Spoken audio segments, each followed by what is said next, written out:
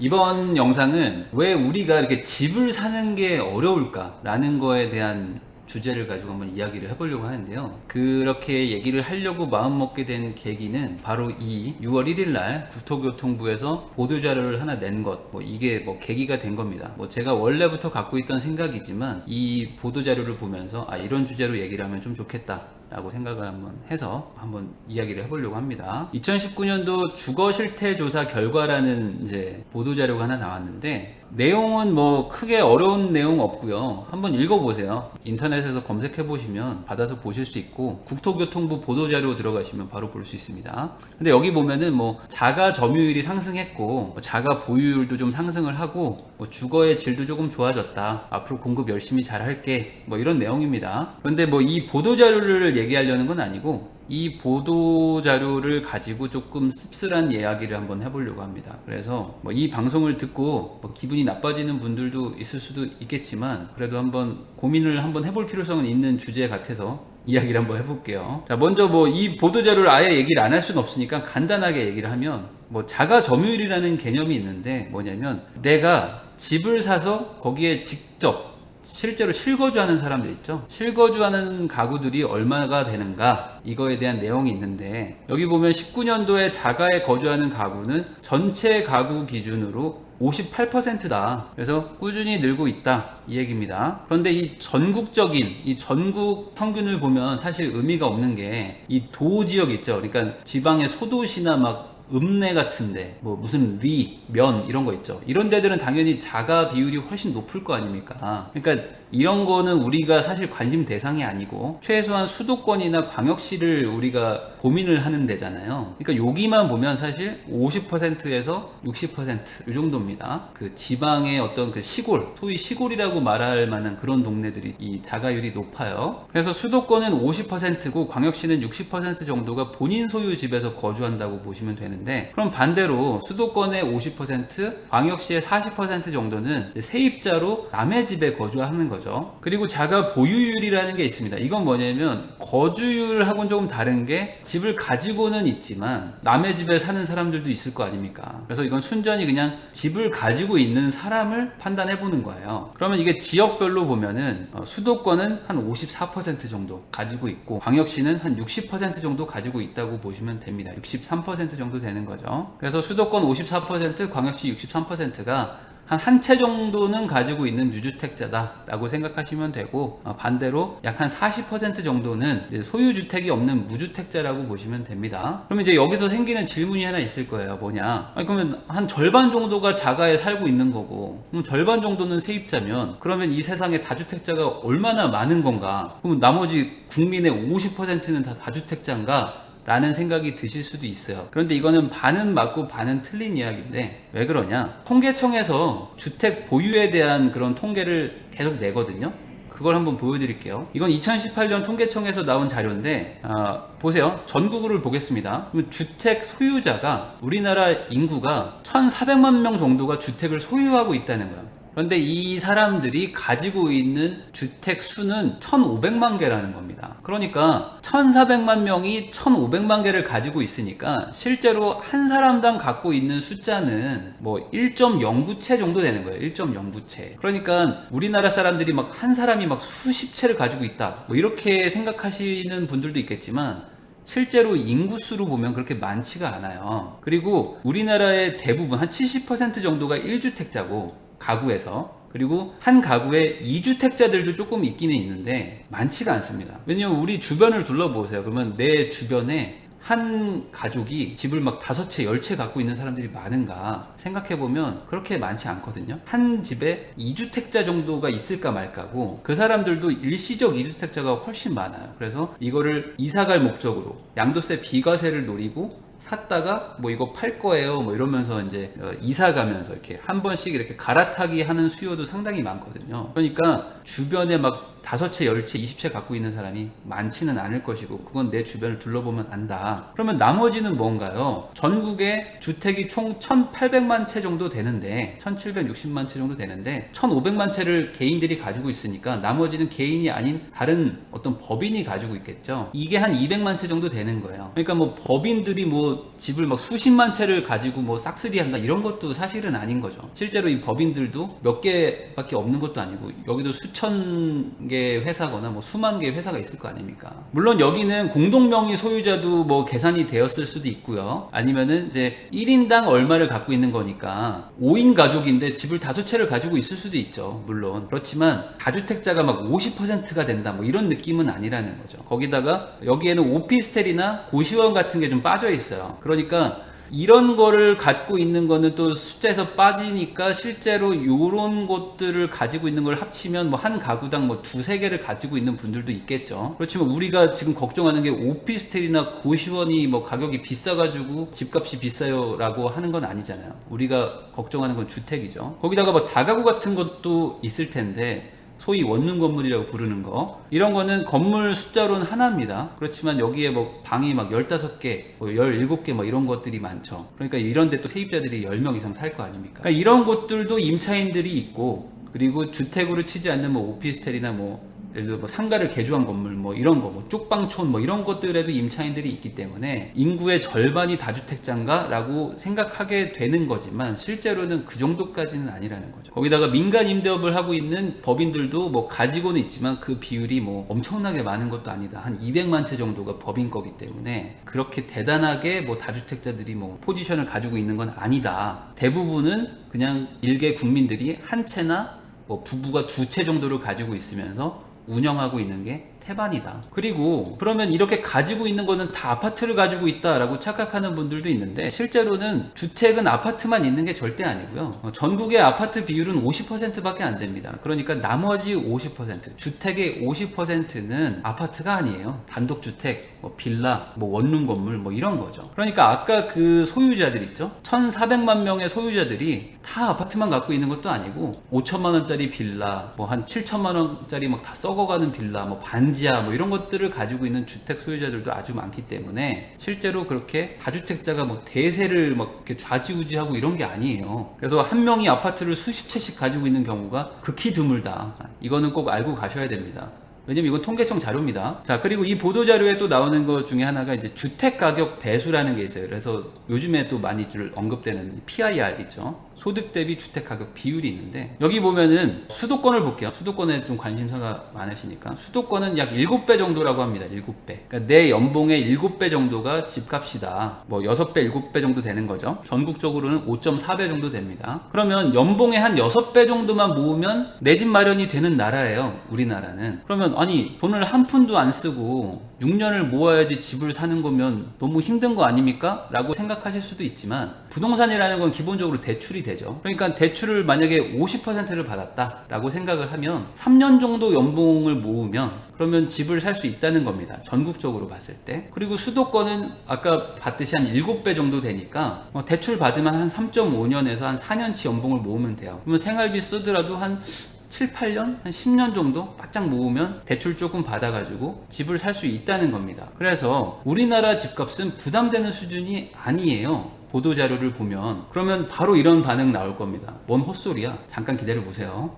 자, 주택 임대료 배수라는 것도 나옵니다. 뭐냐면 소득 대비 주택 임대료의 비율이 얼마냐? 여기도 보면 전국적으로는 약 16%. 그러니까 내가 버는 돈의 16% 정도가 이제 임대료로 나간다. 그리고 수도권은 한 20% 정도 된다고 합니다. 그러니까 내가 200만 원을 벌면 뭐 월세나 뭐 전세 이자 같은 걸로 한 40만 원 정도 내는 거죠. 그래서 전국적으로 보면 임대료도 소득의 한 16%만 내면 되는 생각보다 저렴한 나라예요. 외국 기사들을 보면 월급의 거의 한 절반 정도를 월세로 내가지고 살기 너무 힘들다고 하는 선진국들 많죠. 그런 거에 비하면 우리나라의 소득 대비 임대료도 생각보다 높지 않은 거죠. 자, 그러면 여기서 바로 생기는 질문이 있을 겁니다. 오늘 제가 얘기하고 싶은 건데요. 집값이 얼마나 비싼데 뭔 헛소리를 하는 겁니까? 라는 반응이 지금 나올 겁니다. 저도 예상하고 있어요. 그래서 오늘 이 얘기를 하는 겁니다. 아니, 무슨 세상 물정 모르는 소리 합니까? 지금 전세금 올려주느라 바쁘고 월세 내느라 아주 그냥 허덕허덕 돼가지고 돈이 안 모입니다. 저는요, 서울 집값이 너무 비싸가지고 하루에 2시간 반을 출퇴근하고 있거든요. 그래서 뭐 아주 미칠 것 같은데 지금 무슨 말도 안 되는 소리입니까? 라고 말하는 분들이 분명히 있을 텐데 제가 그걸 모르는 게 아니에요. 근데 왜 그러는가에 대한 얘기를 지금 할 겁니다. 그러면 집값은 옛날도 비쌌고 지금도 비쌌지 않았을까요? 최근에 갑자기 비싸진 걸까요? 한번 이거에 대한 고민을 해봐야 돼요. 뭐냐? 집값은 30년 전에도 비쌌거든요. 20년 전에도 비쌌어요. 그리고 10년 전에도 비쌌습니다. 그리고 더 재밌는 거는 작년에도 집값은 비쌌어요. 맞죠? 작년에도 집값 비싸다고 했는데 지금은 작년 가격으로 팔으라고 그러면 급매라고 합니다. 급급매라고 하죠. 자, 집을 못 사는 이유가 있어요. 그 가장 큰 이유가 뭐냐면 바로 이거라고 생각합니다. 저는 이거라고 생각하는데 세상에는 나보다 부자가 많아요. 그런데 이거를 깨달으면 집을 살 수가 있고요. 이걸 깨닫지 못하면 집을 못 삽니다. 이게 무슨 소리지? 이게 잘 이해가 안 되실 수가 있는데 제가 한번 얘기를 한번 해볼게요. 서울에 내 집 마련하는 게 정말 어려울까요? 한번 고민을 해보셔야 될 이야기입니다. 서울에 내 집 마련? 엄청 어려운 거 아닌가? 라고 생각을 하시겠지만 진짜 내 집 마련이 어려운가? 내 집 마련을 고민하는 부부들이 있을 거 아닙니까? 이 방송을 보시는 분들. 그런 분들은 보통 그래도 내 집 마련을 하겠다고 생각을 하시면 1억 정도는 저축을 했으니까 뭐 내 집 마련을 꿈꾸시겠죠? 1억 정도도 없으면은 뭐 전세를 살거나 뭐 아직 돈을 모으고 있겠죠. 그러면 제가 이런 질문을 한번 해보겠습니다. 1억으로 강동구예요. 강동구. 딴 데 아닙니다. 약간 구해줘 홈즈 같은데 강동구 초역세권 걸어서 1분 거리에 초역세권에 31평형 아파트를 살 수 있다면 어떨까요? 단돈 1억으로 강동구의 초역세권에 31평 아파트면 괜찮지 않나요? 이거 괜찮지 않아요? 라고 생각하는 분들 있을 겁니다. 자, 그냥 1억짜리는 아니고 1억에 3억 정도 대출을 받아야 돼요. 근데 요즘 이자가 많이 내려가서 3억 대출을 받아도 한 달 이자는 65만원 정도밖에 안 됩니다. 원금 갚아도 뭐 30년을 갚는 거니까 뭐 내가 내 집 마련한다고 생각하면 나쁜 게 아니잖아요. 자, 그래서 아니 월세 65만원을 내도 31평 아파트를 못 들어갈 것 같은데 이 돈 가지고 제가 내 집 마련을 할 수 있다고요? 네, 됩니다. 아주 쉽게 돼요. 자, 이거 경매 물건이거든요. 근데 6월 8일에 이제 입찰일 물건입니다. 이걸 사라는 게 아니고요. 이게 좋다는 게 아니고 그냥 제가 예시로 보여드리는 거예요. 자, 지금 최저가는 3억 6천 정도죠. 자, 건물은 이렇게 생겼어요. 우정 아파트 해가지고 101동 이렇게 돼 있죠. 그리고 이렇게 구조가 호실이 이렇게 돼 있는데 호별 배치도를 보면 남향입니다. 나름 남향이죠. 그리고 엘리베이터도 있어요. 방 3개에 거실 있고 발코니 있고 그다음에 욕실도 2개죠. 31평형이니까 작은 평수가 아닙니다. 거기다가 위치를 보죠. 위치를 보면은 구분다리역 5호선이죠. 5호선 1번 출구에서 빠르게 걸으면 2분 안에 들어오겠죠. 뛰면 1분일 것 같습니다. 그리고 홈플러스가 딱 있어. 그러니까 얼마나 좋아. 여기서 장 보고 집에 오면 되겠네. 그리고 완전 초역세권이죠. 그리고 중학교, 초등학교, 뭐 초등학교 다 있죠. 그러니까 뭐 살기도 괜찮겠네요. 야, 그럼 4억 가지고 30평짜리를 사면은 애도 키우고 여기서 그냥 쭉 살면 되겠는데? 라는 생각이 드실 겁니다. 그럼 강동구 어디 뭐 구석인가요? 라고 생각을 하실 수도 있는데 여기가 그렇게 구석진 데도 아니에요, 사실. 맞죠? 경기도에도 사람이 다들 살면서 서울 출퇴근을 하는데 지하철 완전 역세권인데 여기서 살면서 뭐 출퇴근하면 전혀 나쁘지 않죠. 맞죠? 위치나 이런 게 살기 나쁘지 않단 말이죠. 자, 그래서 한 1억 정도 있는 부부 있잖아요. 그래서 이 부부한테 자, 이 집을 사세요 라고 제가 물어보잖아요. 그러면은 1억 있는 부부는 이거를 살 것 같으세요? 아니면 안 살 것 같으세요? 제가 이런 거에 대해서 경험이 많겠죠? 물어보잖아요? 그러면 열의 9은 안 삽니다. 열의 9은 안 사고요. 아, 이거는 조금 아닌 것 같은데요? 라고 얘기를 합니다. 왜 그러냐? 예상되는 답변은 제가 다 적어놨어요. 첫 번째, 아, 이거 나홀로 아파트네요. 아, 이거 놀이터가 없네. 생각보다 조금 초등학교가 좀 멀리 있고요. 아, 이거 가격이 안 오를 것 같은데, 이거. 동네가 조금 외진데요, 이거. 제가 생각하는 거랑은 조금 다른데 24년 됐어요. 이러면은 이거 뭐 재건축 될까요? 재건축도 안 되겠죠. 그러면 좀 이게 30평이기는 한데 이게 좀 남들 보기가 조금 좀 그러네요. 이런 얘기들을 많이 합니다. 서울에 싼 집은 많거든요. 서울에 싼 집도 많고 집도 많은데 여러 가지 이유들이 생겨요. 여러 가지 이유들이 생기면서 조금 열의 아홉은 안 살려고 합니다. 보통 사람들이 원하는 내 집 마련이라는 게 뭐냐면요, 보통 이렇게 대답을 합니다. 저는요 좀 대단지면 좋겠어요. 그리고 커뮤니티 시설 같은 게 좀 있으면 좋겠어요. 그래서 저는 좀 운동 같은 거 좋아하거든요. 그래서 좀 그룹으로 뭐 요가도 배우고 필라테스도 하고 뭐 이러면 좋겠고, 상가 같은 것도 좀 잘 돼 있으면 좋겠습니다. 그리고 뭐 공원 같은 게 주변에 있으면 좋고요. 뭐 가능하면 뭐 한강이 가까우면 최고 좋죠. 그리고 초품화, 초등학교를 품고 있는 아파트면은 좋을 것 같고, 뭐 중품화, 중학교라도 가까이 있으면은 좋을 것 같아요. 이왕이면 신축이면 좋죠. 얼마 안 되면 뭐 5년 정도나 10년 안쪽에 된 집이면은 뭐 최고 좋을 것 같아요. 그래서 한마디로 정리하면 뭐냐면, 그냥 SNS 있죠? 그냥 인스타그램 이런 거 있죠? 페이스북 이런 거에 올렸을 때 친구들이 부러워할 집을 샀습니다. 야, 너 거기 살아? 야, 좋겠다. 집 되게 이쁘다. 제가 SNS에 올라온 김성령 씨 있죠? 배우 있죠? 배우. 그분의 집을 한번 보여드릴게요. 이 윤소나라는 분이 옛날 배우자 가수인가? 그분이 이제 여기 놀러 오셨다가 찍은 사진이에요. 근데 집 거실 뷰가 이렇습니다. 그래서 김성령 씨가 사는 집인가 봐요. 요런 사진 찍으면 이제 SNS 난리 나죠. 근데 인테리어도 되게 잘 해놓으셨어요. 이거는 다 인스타그램에 올리신 거라서 제가 그냥 같이 좀 차용해서 씁니다. 요렇게 인테리어 꾸며놓고 이제 사는 집이에요. 그러면 요런 집을 딱 보여드리잖아요. 그러면 대부분의 사람들이 얘기를 합니다. 네, 바로 제가 원하는 집이 이런 겁니다 라고 얘기를 하죠. 그런데 이 집은 2년 전에 실거래가가 14.5억이에요. 그러니까 지금은 아마 조금 더 비싸졌을 것 같습니다. 뭐 언론에도 나오고 해가지고. 그리고 매물 자체가 별로 없고, 이 강변북로 쪽에 있고요. 바로 붙어 있어요. 그리고 한 동짜리 나홀로 아파트예요. 그리고 주변에 초등학교도 전혀 없고요. 중학교도 없고, 뭐 교통편 자체가 이제 자차로 이동하지 않으면 사실상 살기는 조금 불편할 수 있는 그런 위치입니다. 이걸 살 수 있는 돈이 있는 분이 있다고 치고 그분한테 이거 어떠세요? 사세요? 그러잖아요. 그러면은 실제로 한 15억, 16억짜리 집을 살 수 있는 분이 있어서 물어보면 열에 8, 9은 안 살 겁니다. 안 삽니다. 제가 많이 물어봤어요. 대부분 이런 얘기를 합니다. 나홀로 아파트였군요. 한 동짜리는 조금 이건 좀 아닌 것 같은데 학교가 주변에 전혀 없네요.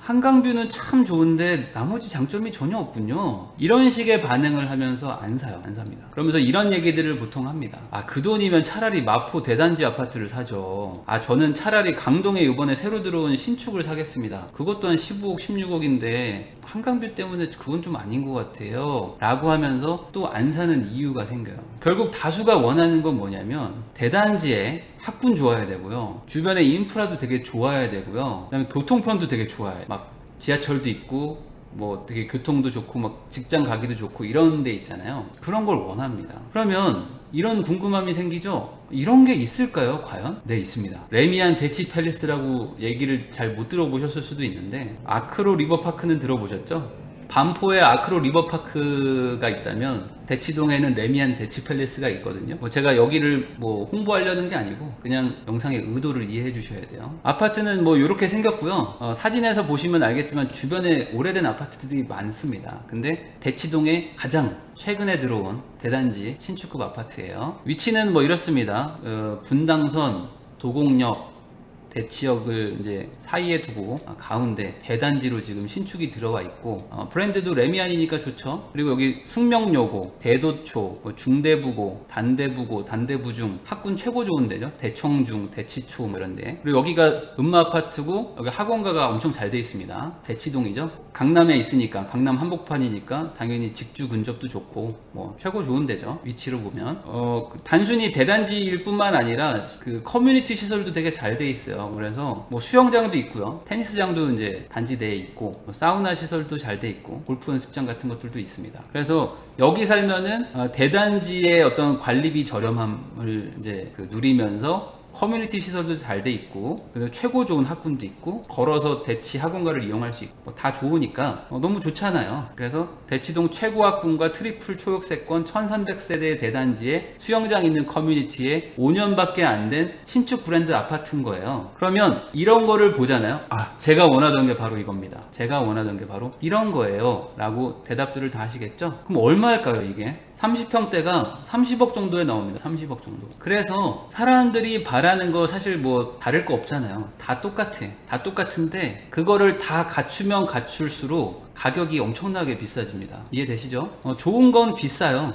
이건 당연한 거죠. 왜냐면 다들 원하니까. 다들 원하는데 물건 숫자가 적어가지고 내 차례가 안 오는 겁니다. 그럼 이런 말을 하는 분들이 있을 거예요. 아, 저도 저기 살고 싶은데요? 이거는 미친 집값 아닌가요? 아니 어떻게 서울의 아파트가 뭐 대단한 콘크리트 덩어리라고 그게 무슨 30억입니까? 이건 미친 집값 같은데요? 라고 말하는 사람들도 있을 수도 있어요. 근데 집값이 비싸다고 욕하기 전에 먼저 해야 할 게 하나 있거든요. 뭐냐면요, 바로 이 표를 보는 겁니다. 이거는 이제 KB 국민은행에서 매월 발표하는 부동산 이제 동향에 대한 리포트인데요. 여기 보면 이제 제가 서울만 한번 얘기를 해볼게요. 서울 1분위부터 5분위까지가 있는데 5로 갈수록 고소득자입니다. 그러니까 20%, 20%, 20%, 20%, 20%예요. 그러니까 상위 20%는 가구당 1억 4천만 원 정도를 번다는 거야. 서울은 1년에. 그리고 하위 20% 가장 저소득층이겠죠. 여기는 1,900만 원 정도를 번다는 겁니다. 1년에. 그리고 이 소득과 이 오른쪽에 있는 이 분위는 뭐냐면 집값이거든요. 그러니까 상위 20%에 해당하는 서울의 집값은 18억 5천만 원이라는 거예요. 그리고 하위 20%, 그러니까 서울에서 가장 싼 하위 20% 집값은 평균이 3억 5천만 원이라는 겁니다. 그러니까 서울에서 가장 상급과 하급을 나누기 좀 말이 좀 이상하지만 가장 저렴한 하위 20%의 집값도 평균이 3억 5천이라는 거야.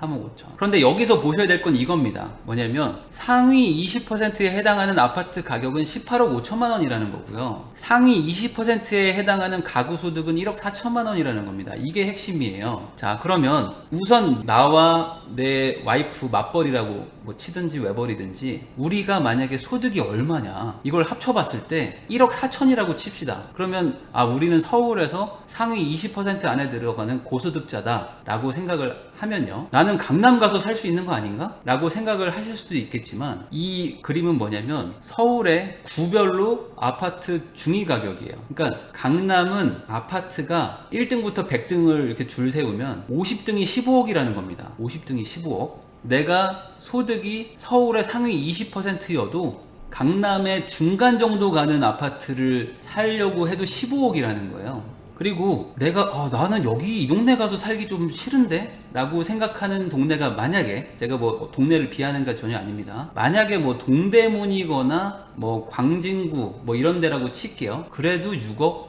뭐 9억에 가깝습니다. 강동구만 해도 7억에 가깝죠. 관악도 5억입니다. 그러니까 내가 상위 20%에 들어가도 서울의 아파트 중간값입니다. 이거 이 동네의 최고 비싼 게 아니에요. 그냥 중간값 50등. 가격도 이만큼 비싸다. 강남엔 30억짜리 아파트들도 있잖아요. 용산에도 막 30억짜리 아파트가 있고 반포에도 30억짜리 아파트들이 있죠. 그러니까 이런 것들 포함 다 해서 중간값이 이 정도라는 거야. 그러니까 그래서 제가 오늘 말씀드리고 싶은 건 뭐냐면 나의 자산 소득 순위와 나의 이상형 아파트의 순위에 그 괴리감이 있다는 거죠. 이게 가장 큰 거예요. 이래서 내가 집을 못 사는 거지 서울의 집값이 비싸기만 한 건 아닙니다. 딴 집도 많아요. 자, 연 1.3억을 버는 부부가 있어도 강남의 아파트, 그것도 멋진 아파트가 아니라 그냥 강남에서 중간 정도 가는 거, 중간급만 사도 13년 걸립니다. 13년. 그러니까 내가 상위 20% 소득자여도 강남에 그냥 뭐 대단한 것도 아닌 그냥 평범한 아파트 하나 살려고 그러면 13년이 걸려서 사람들이 사는데, 그러고도 사람들이 살려고 합니다. 돈은 당연히 하나도 안 쓰고 모을 때, 연봉을 100% 다 모았을 때 13년 걸린다는 거예요. 그런데 과연 내가 그럼 그 정도가 맞는 거냐라는 거를 한번 생각을 해보셔야 된다는 거예요. 제가 이렇게 예를 들어 보겠습니다. 내 주변에 연봉 3천짜리 남자 직원이 있다고 쳐요. 근데 그 친구가 갑자기 제가 요번에 포르쉐에 완전 꽂혀가지고요, 포르쉐 막 옵션 조금 빼고 그러면 한 1억 4천이면 하나 사더라고요. 그래서 제가 포르쉐 하나 사려고 하는데 제가 잘하는 거 맞을까요? 라고 만약에 나한테 물어보는 사람이 있다면 우리가 뭐라고 얘기하죠? 야, 이 생각 없는 놈아 라고 얘기하겠죠? 축하해, 좋은 생각이야 라고 권장을 하고 싶습니까? 아니면은 야, 그러지 말고 아반떼도 좋으니까 아반떼를 좀 알아보든지, 아니면은 그냥 조금 더 버스를 타면서 돈을 좀 더 모아봐 라고 말을 해줍니까? 이거에 대한 답은 다들 아시죠? 그래서 내 연봉과 자산으로 저기를 바라는 게 맞는 건가? 라는 거에 대해서 생각을 꼭 해보셔야 돼요. 내 위에 몇 명이 있는 거지? 라고 생각을 한번 해보자는 거죠. 내 위에 도대체 몇 명이 있는 거지? 왜 이렇게 세상에 아파트가 비싸지? 이 미친 집값인가? 라고 생각하기 전에 내 위에 몇 명이 있지? 자, 아까 제가 보여드렸던 집 있죠? 이 집을 사라 마라 이 얘기가 아닙니다. 이제 약간 다르게 보이실 수도 있습니다. 왜냐면 이 집도 생각보다 괜찮은데? 라는 생각이 드실지도 몰라요. 여기 산다고 해서 뭐 애 키우는 게 불가능한 것도 아니고, 여기 홈플러스 바로 앞에 있고 지하철 1분 거리인데, 이 정도면은 사람 살기 충분히 좋은 거 아니야? 이 아파트를 비하하는 건 절대 아닙니다. 자, 서울의 아파트 비율은 50%밖에 안 돼요. 그 말은 뭐냐면 내가 아파트에 살고 싶다고 마음을 먹어도 서울 인구의 절반은 아파트에 못 살아요. 집이 없습니다. 서울의 아파트 자체가 50개밖에 없어요. 100개 중에 50개만 아파트예요. 그래서 서울 인구의 절반은 아파트가 아닌 곳에 살아야만 해요. 아니요, 저는 아파트 살 건데요.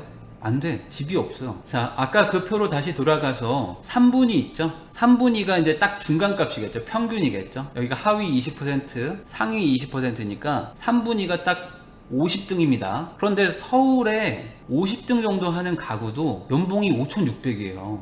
5분위는 1억 4천이고요. 그리고 상위 한 20%에서 40%인 분들도 연봉이 8천입니다. 8천. 그러니까 4천짜리 맞벌이 부부거나 남편 혼자 외벌이로 벌어도 8천만 원을 벌어도 상급이 안 돼요. 중상밖에 안 됩니다. 그러니까 내 연봉이 5,500, 5,600이다 라고 해서 나는 엄청 부자인가? 라고 생각하기에는 내 위에 너무 많아요. 너무 많다. 그런데 서울 집값에 그러면 3분위 있죠. 3분위. 이게 최상급의 주택들이고 중상급의 집들이고 중급의 집들이겠죠. 중간이니까. 그 중급의 집도 8억입니다. 8억이에요. 그러니까 비싸죠. 당연히 비쌉니다. 그래서 내가 3분위라면 당연히 3분위가 적절하겠죠. 그래야지 맞죠? 1등이 제일 비싼 걸 가져가고 2등이 두 번째로 비싼 걸 가져가는 게 상식적이라고 생각을 하면요. 그러면 연봉 5,600인 사람도 8억 정도 봐야 내 눈높이라고 보면 되고, 이 위를 쳐다보기에는 내 위에 너무 많은 거야. 부자들이 너무 많아. 이 서울이라는 데는 부자가 너무 많고 한국은 부자가 너무 많은 거예요. 그래서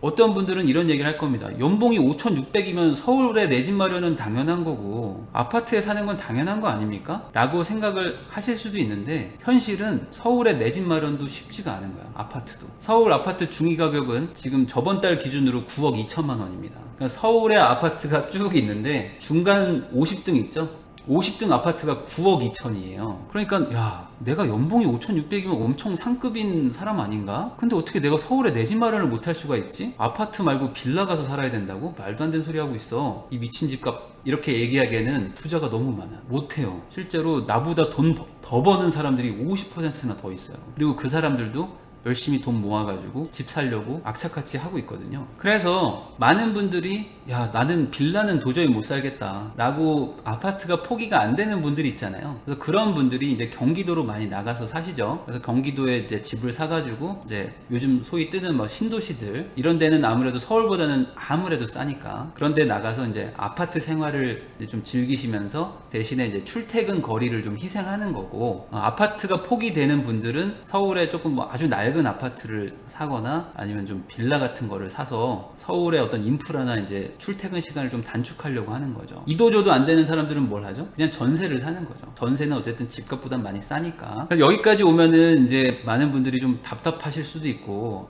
뭐 어떻게 해야 되는 거죠 저는 그러면? 이런 생각을 하실 수가 있는데, 우선 문제 해결 방법은 두 가지라고 생각을 해요. 우선 두 가지. 뭐냐? 이거를 해결하려면 결국에 우리는 아파트를 원하는 거죠. 빌라나 뭐 단독주택 반지하 이런 데서 살고 싶은 분들은 많이 없잖아요. 근데 가능하면 서울의 아파트에 살고 싶은 거잖아요. 그러면 우리가 원하는 건 서울의 아파트니까 서울의 아파트를 많이 공급해주면 되겠네요. 그런데 문제가 있어요. 뭐죠? 서울의 아파트 비율은 50%밖에 안 된다고 그랬죠. 그러니까 아직도 멀었어요. 아마 호불호를 따지면 설문조사하면 아파트 살고 싶어요가 한 90% 나올 겁니다. 그리고 10%가 단독주택이나 빌라 가서 살고 싶다고 하겠죠. 그런데 아파트 비율은 50%밖에 안 돼. 그럼 나머지 40%는 어떻게 하는 거죠? 아파트 살려고 악착같이 돈을 모으겠죠. 그래서 이 아파트 비율을 70% 정도까지만이라도 올려줘도 아마 서울에 내 집 마련하겠다는 그 욕구는 상당수 좀 줄어들 겁니다. 왜냐면 집 자체가 너무 부족한 거거든요. 그래서 사실 대다수의 사람들은 강남구에 살고 싶어요가 아니에요.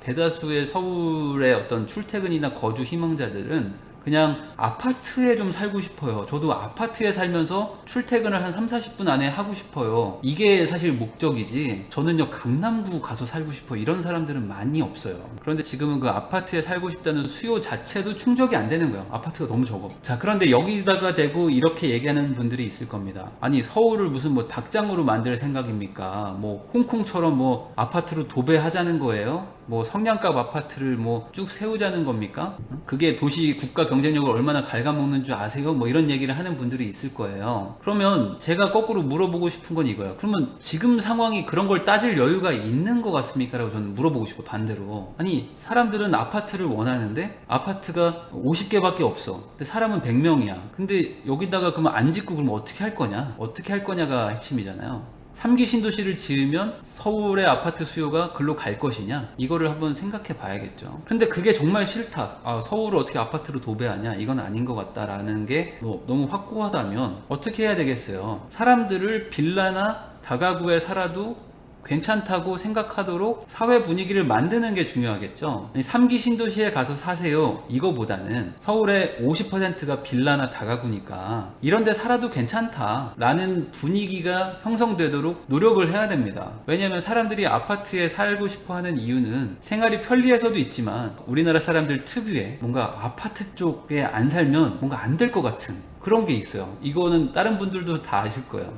개인적으로 저는 SNS가 너무 발달됐다고 생각해요. 우리나라에 SNS가 너무 발달되고 스마트폰은 뭐 당연히 다 가지고 있고 거기다가 이제 단일 민족 이런 게 좀 우리는 강하잖아요. 그래서 우리나라가 특히나 어떤 일반화가 되게 커요. 일반화. 남을 엄청 의식하고 남 탓도 많이 하고 의식을 진짜 많이 합니다. 그래서 뭔가 인생에 정답이 있는 나라예요. 우리나라는. 인생은 정답이 있고 모범 답안이 딱 있어요. 그래서 이 모범 답안을 따라서 살지 않으면 너 왜 그렇게 사니? 야, 너 그래가지고 너 되겠어? 아우, 나 같으면 결혼 안 해. 이렇게 옆에서 오지랖을 떠는 사람들이 너무 많아요. 그런 나라라고 저는 생각하거든요. 그래서 빌라에서 신혼집 차리면 인생 망하는 줄 아는 사람들 많죠. 지금 젊은이들이 그렇게 생각하는 사람들이 정말 많아요. 저도 14평짜리 2,055짜리 월세에서 신혼집을 시작했지만 제 주변 사람들이나 제 와이프 주변 사람들이 걱정을 진짜 많이 했어요. 야, 이런 데서 이렇게 신혼집을 차린다고? 야, 이거는 좀 아닌 것 같은데. 야, 왜 그래 도대체? 뭐 남편이 삼성 다닌다던데 뭐 빚이 있니 혹시? 뭐 이런 질문들을 하는 사람들이 많았단 말이죠. 빌라에서 신혼집 차리면 인생 망하는 줄 아는 사람이 너무 많다.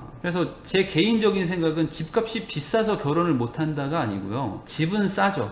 집은 쌉니다. 그런데 아파트가 비싸죠. 라고 생각을 합니다. 그래서 많은 사람들이 아파트에 안 살 거라면 결혼을 안 할래요? 라고 지금 가는 거예요. 이 세상이. 이 사회가 약간 이렇게 가고 있다고 저는 생각하거든요. 아파트에서 시작을 안 할 거면 결혼을 안 하는 게 맞다. 근데 아파트는 50개밖에 없어요. 나머지 50명은 아파트에 못 살거든요. 그러니까 결혼을 안 하려는 사람들이 많다. 그리고 이렇게 생각하는 사람도 많습니다. 내 자식을 빌라에서 키울 바에는 안 낳겠습니다. 라고 생각하는 분들도 꽤 많아요. 저는 개인적으로는 아파트를 짓는 게 쉬울까? 아니면 사람들의 생각을 바꾸는 게 쉬울까? 이거를 한번 생각해보면 뭐가 더 쉬울까요? 저는 아파트를 짓는 게 훨씬 쉽지 않을까라고 개인적으로 생각합니다. 그러면 또 이런 얘기 하는 분들이 있을 거예요.